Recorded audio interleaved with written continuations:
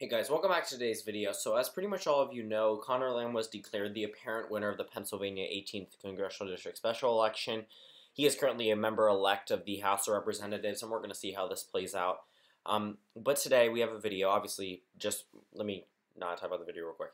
There's probably going to be a recount in Pennsylvania, but it probably won't change much. Connor Lamb will probably still be the winner, and even after they've counted all the military ballots, absentee ballots, Connor Lamb will probably still be the winner in Pennsylvania 18. But back to the video. So today we're going to go through an electoral map as if a national shift was, if the country portrayed a national shift the same amount that we saw in Pennsylvania. So essentially the Democrat Connor Lamb gained 11% of voters, and we're going to see which states would flip to the Democrats, which states would stay with the GOP. And yeah, so I'm just going to add 11% for the for each respective for the Democratic Party, and take 11% away from Donald Trump, essentially, considering that I have him up here on the Republican column. So essentially just if the country portrayed the same shift that Pennsylvania 18 did, we're going to see what the electoral map would look like. So we're going to always start like usual. We're going to start by filling in the safe blue states. See how that works out. So pretty much the Northeast. Let's fill in. So pretty much all of these are safe blue, Maine, and Maine's, actually Maine's first district, not second district, my bad. Yeah, so 185 electoral votes and for the Democrat and 0 right now for the Republican. Some safe states with an 11-point margin, some states that will stay with the GOP. I'm going to leave out some states that would still go to the GOP that I'm just going to talk about briefly.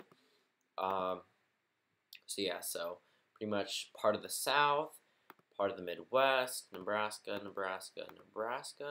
South Dakota, North Dakota, Wyoming, Idaho. Yeah, so 185 electoral votes for the Democrat. Sorry, I didn't fill in Oklahoma, my bad. 185 electoral votes for the Democrat, 270 electoral votes, that's pretty interesting. Toss-up, and 83 for the Republican, of course, Donald Trump. So if Democrats were able to shift by a 11-point margin, they would pretty much sweep the Rust Belt. They'd hold on to every single state that they carried in 2016 for obvious reasons, considering that we're taking 2016 numbers and comparing them. So pretty much give all of the 2016 states back to the Democrats and flip the entire Rust Belt. Now we go and we look at the map and see where everything has changed. So let's go down to a state like South Carolina. That one would probably stay with the GOP, even with spiked African-American turnout, with 11% changing, not much changes. Same thing in Indiana and Missouri. That all still goes to the president. Now, we have 113 electoral votes in the GOP column. Let's talk about some more, I guess, Democratic states. So Florida, won by around less than 2% in the state of Florida. Obviously, an 11-point swing would swing that into the Democrats' favor. Same thing in North Carolina. We see this going to the Democrats, considering Trump only won here by around 3%. Georgia, Trump won by 5%. Again, an 11-point swing gives the Democrats a net gain of 6%. So now we're at 338 electoral votes. Obviously, the Democrat wins, 213 for Donald Trump. So you might ask, where can Donald Trump make up this margin? Well, he can go over to Maine. He can carry that one electoral vote. Even with an 11-point swing, he would still carry Maine's 2nd congressional district. Over in the state of Utah, he won that by a considerable margin, around 20%. That one would still go to Donald Trump. Montana, another state. Alaska, 2 states that are solidly for the GOP, would probably go to Donald Trump. Now we're going to start talking about some other swing states. So Ohio went for Trump by around 8%, again an 11-point swing. Iowa, Trump won by 9%.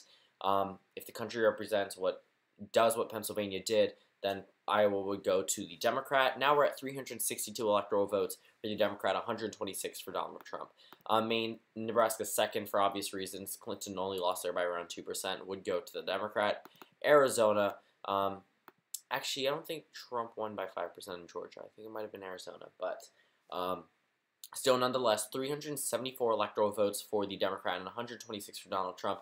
And now this is the big one, calling the state of Texas for the Democrat. Trump won here in the state of Texas less than in the state of Iowa, and that's very considerable. The state of Texas, 38 electoral votes would go to the Democrat. He won here by 8%, an 11-point swing gives them a net gain of 3. Final electoral map, 412 electoral votes for the Democrat and 126 for Donald Trump. Thank you guys for watching this video. Comment down suggestions below, and I'll see you all tomorrow.